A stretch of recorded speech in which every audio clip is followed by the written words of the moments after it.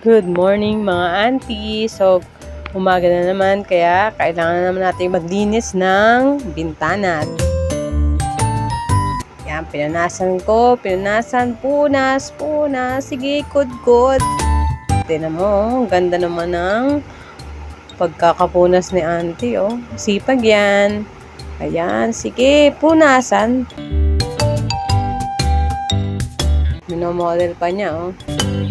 So, hindi lang siya pambintana, pwede rin siya sa mga lamesa na may nakalagay na salamin. Talagang goods na goods siya kung talagang gusto nyo ng makintab yung magiging outcome. Sobrang recommended ko tong product na to. Kaya, go girls. Go mga auntie.